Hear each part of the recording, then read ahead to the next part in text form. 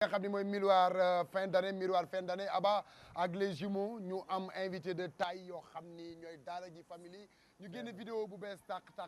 mais puis wala ji Ceekule waaw Ceekule Ceekule Ceeko Fista Lamba Stago Lamba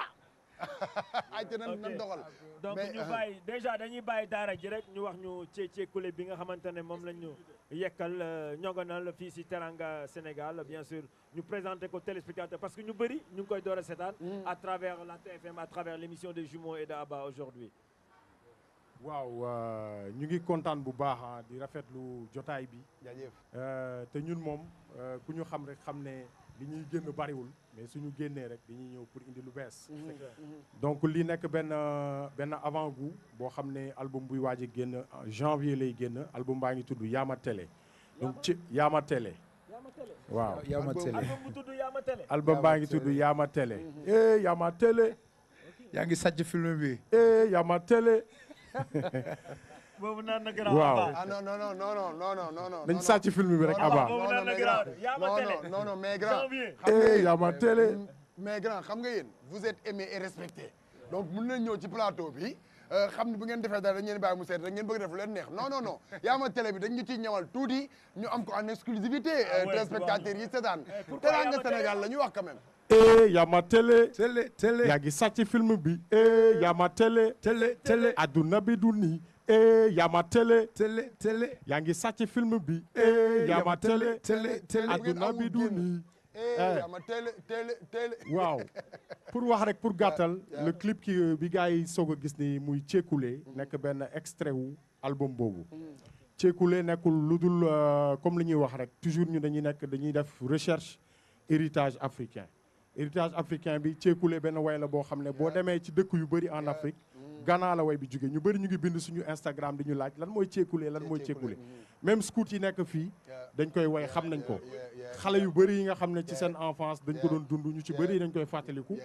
donc ñun nag ñu nekk benn groupe boo xam ne trait d'union lañ entre Sénégal ak adduna bi Sénégal ak Afrique moo tax ñu jël thème Ceekule bi ku déglu son bi seetaan clip bi mu nekk benn clip boo xam ne réalisation bi ça a été une réalisation extraordinaire avec l'appui de Seli Rabi Kane Ami Wecc Kane ak SM Kanji 6 nga xam ne voilà ñoom ñoo jàpp ci réalisation clip bi mais je pense que li am solo mooy visuel bi na ko gars yi seetaan parce que y a un mélange de kasak ak Ceekule muy la culture africaine parce que ñun ci loolu la ñuy dox ci loolu la ñuy yëngu te album bi incha allah bu génnee gars yi dinañ comprendre bu bari am njulli yee ngi ci selbe yee ngi ci bon voilà parce que culture sénégalaise culture africaine dafa riche je pense que bon comme on dit on est dans le domaine du hip-hop te li ñuy faral di wax mooy nekk hip-hop racinam Sénégal la Afrique la taasu la taaxuraan kebetu bàkku jabaxu donc benn instant li ñuy def mooy fàttali ñi fi nekk ak ñi nga xamante ne nekkuñu fi mooy ñu mel ni américain ak yeneen ne lépp fii la bàyyee ko ñun duñ ko gëm moom la ñuy wane depuis le départ dañ ko fësalaat ci morceau bi nga xamante ne mooy Ceekule et ça va encore se faire ressentir ci album bi di Yaama Télé. ok à travers seen clip bi da ngeen di dégager aussi da ngeen di wan nit ci ne il faut pas bien sûr se déraciner tey gis nañ xale yi on a remarqué que y a beaucoup d'enfants dañuy dem hôpital ñu xarafal leen rek et puis après ñu delluwaat seen kër du ñuy delluwaat comme temps yu njëkk yi. gën gi lël gi faut le dire voilà. waaw loolu dafa am lu mu àndaloon waaw xam nga dañ ne jamono day avancé waaye ci baaxu maam yi am na ci loo xamante ne boo fa jaaree góor ki day deewaale ngóoram waaw donc hôpital baax na ba tey waaye maam yi am na fu ñu daan jaar dëgg la ñun ci gën gi la ñu jaar ñaam sain waaw moo tax nag bon nekkul jamono day dox tam ba ñu fàtte li nga xamante ne moo fi baax dañuy jël li moderne li baax ci li moderne boole kook li baax ci li nga xamante ne ci aada la bokk parce que nit ku nekk sa racine sa source rek nga am te boo amul sa source foo dem kenn du la ràññee waaw fépp foo dem kenn du la ràññee donc moo tax ñu des ci Ceekule ci am na solo c'est très important donc loolu la ñuy def dugg ci waxtaan bi Ceekulé mooy vidéo bu bees bi mais album bi Yaama Télé yooyu yëpp dafay ñëw et puis plateau yi du jeex la télévision Futur Média bu àndi ak Daara J Family ñaari international la yoo xam ni ku ci nekk rek mën nga ànd ak sa morom ngeen dem loolu am na solo mais dañuy faral di gis yéen dañ leen di gis rarement ci lu jëm ci média yi ak yooyu mais terewul seen activité mu ngi continuer da nga ciy gis Ndongo wala Fada mu dem voyage yu benn dëkk boo xam ni c'est au fin fond du monde yan relation yan ay fa ngeen amee ñooñu nga xam ni da ngeen dem les jouer ban langue la ñuy jouer ak naka ngeen di def ba am kii yooyu ak ñi nga xam ne parce que bi may mujjee voyage yi ñoo bokk vol nga wax ma ban dëkk nga jógee fàtte naa sax dëkk bi mais fu sori mais yan contact ngay def te concert yi day fees macha allah tubaab yeeg ñëpp di ñëw ñu koy enjoy nice quoi c'est quoi le secret de Daara J Family sant yàlla instant bi ñu tase maa ngi jógoon Martinique foofu la gars yi di zoukee di cembe mais n'empêche que dafa nekk ñoo xamante ne dañu bëgg hip hop musique dañu bëgg aussi musique africaine parce que bu njëkk ñoom dañu xawoon sax mere africains yi yaakaar ne africains yi ñoo jaay seen maam moo tax ñu ne ñoom yenn africains yi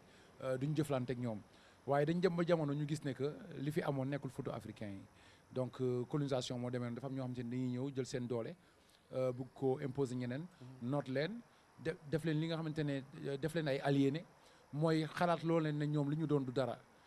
et que ñoom li ñu nekk et que tubaab bi ñoom li ñu doon mooy dara donc da moo tax moo fi jot ay complexe yi li may faral di wax mooy dañuy gis boo defee lu nice au lieu que ñu ne la waaye booy li nga def dafa séeréer wala booy li njaagoowee naa dañ naan la waaye booy li tubaabeewul donc complexe yu mel noonu colonisation boobu moo ko indi mais kii Martiniquais ak Antillais yi waa Antilles dem nañ ba gis ne que amul dara lu ñu wutale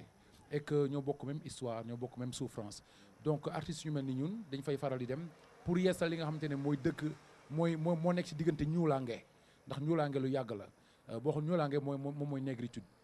waaw moom mooy xëmmiti gars yi tamit bu ñu defee ci référence au livre Cheikh Anta Diop bi yu mel ni nation et nègre et culture dañu gis li nga xamante ne moom mooy xëmmit ak ñuulaange donc ñu dañuy dem parfois di leen fàttali nekk amul dara loo xamante ne dafa xajale Afrique ak Antilles ndax ñoo bokk même histoire et la même souffrance. et puis tamit li ma siy dolli mooy musique bu ñuy def ñun c'est musique bu internationale la parce que ça fait 20 ans plus de 20 ans ñu nekk ci carrière musique bi mais ba tey daaw 2018 laay wax 2018 on a fait 47 concerts ci àdduna bi rien que Daara J Family 47 concerts lañ def ci àdduna bi. c'est du lourd récemment maak moom jóge nañ Vienne dañuy delluwaat Vienne février. Il y a une tournée boo xam ne avec une date parisienne le 7 février au Trianon donc ba léegi pour wane ne que le rap sénégalais c'est un hip hop boo xam ne ça peut être consommé ci àdduna bi. il faut juste que gars yi comprendre ne mën nañ ko teg ci contexte bu ñu xoolee si suñu yenn mag yi bu ñu xoolee ku mel ni Youssou Ndour xool ku mel ni Ismaël Lo et cetera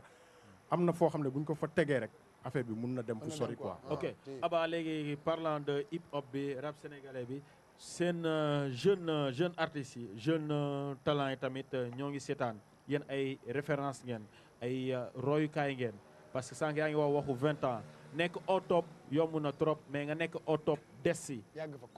loolu lu jafe la te gis nañ Daara J Family ça fait 20 ans comme ni nga ko waxee noonu yéen a ngi si game bi mais yéen a ngi téye toujours drapeau bi yéen a ngi téye toujours flambeau bi ban conseil ngeen mën a jox tey xale yi léegi notamment les jeunes artistes ñoom Samba Peuzzi ñoom Ngaaka Blindé ñoom Dip Doundou Guiss parce que gis nañ temps yi rap galsen bi hip hop bi clashante bi te léegi clashante bi nekkatul ay tegu si tempo affaire yooyu léegi gars yi dañuy jaar sa tour dañuy saaga si biir son yi lan ngeen di conseiller jeunes artistes yi léegi en tant que grand voilà waaw xam naa ñun comme li ñuy wax rek tuuti nañ trop parce que ay doomu aadama lañ comme ñëpp pour joxe conseil mais xëy na dañuy joxe suñu xalaat parce que li ñuy def wane na ne maanaam nit ki looy nekk rek boo ci dëggoowee rek day yàgg parce que doo tricher xam nga aujourd'hui bon malheureusement on est dans li ñuy wax mondialisation foofu lañ toll mondialisation bi nag moo waral aujourd'hui ñëpp am nañ accès à internet aujourd'hui aussi autocensuration bi daan am autocensure bi daan am ci rap autant parce que ñun dans les années 90 gars yi dañ daan génnee album mais album bi daan am censure ngi mel ne nga rap benn texte rap ba ci biir nga saaga léegi au studio saaga boobu mën nañ ci def benn bip wala ñu masqué ko voilà wala ñu génneel la benn album bi ñu defal la ci pochette bi ñu defal la ci comme ni ñuy defee ci benn film moins 12 ans wala moins 18 ans ne la diw yow album boobu boo ko jëndee wala son bi soo ko jëndee waroo ko déglu ak ay xale wala boog boo nekkee en famille waroo ko déglu autant noonu la daan demee cassette yi dañ ci daan def parental advisory dañ ci daan def accord parental mais léegi nag toll nañ jamono boo xam ne loolu yëpp amatul il y a quelque part anarchie moo am et que bon dans le hip hop game li ñuy wax game hip hop bi il faut que kenn ku nekk dal sa morom wala kenn ku nekk am utiliser yenn termes yi pour attirer l'attention pour am buzz mais dal bi est-ce que saaga war na si am dal bi quoi dal bi man ci sama conception bopp saaga waru ci am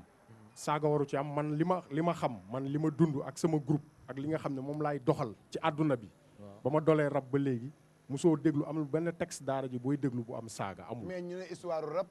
dafa am loolu day neexal game beeg yooyu musique de la rue la ci mbedd mi la il faut jógee te mbedd mi loolu moo fa am waaw il faut faire attention parce que nit ñi dañuy jaawale xam nga dafa am lu ñuy wax souvent dans les termes il y a de l'ego trip il y a le clash il y a le battle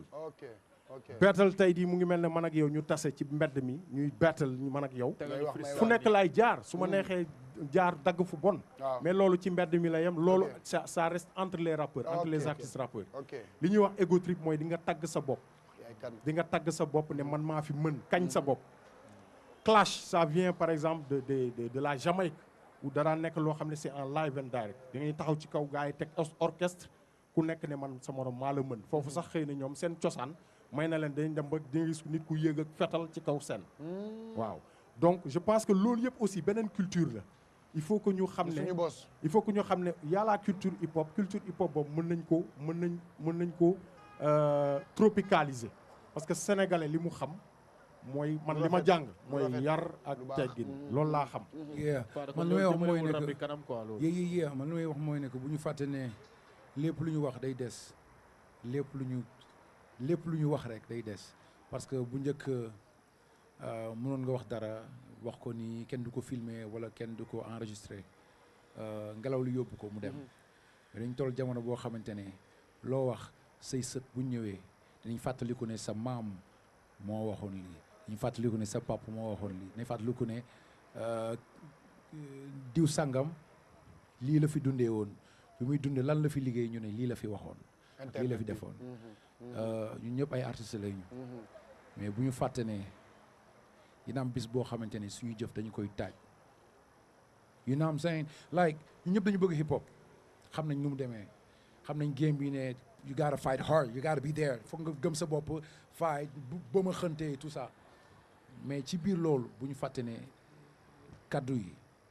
dañ koy tàcc suñu kanam te lépp ay nettali lay doon nu mu mënti demee na doon juste dans le cadre musical mu jeex parce que gis nañ cadre Tupac ak Biggie bi nañ dégg nañ bi Tupac naan F map deep F saaga gaa yëpp yooyu ñëpp fekkee nañ ko mais lu ci bëri tey am na loo xamante ne boo ko tegee man sama bu jëmi bopp du ma nangu teg ko ci samay kanamu doom wala samay doom suñ koy déglu dañ may làqatu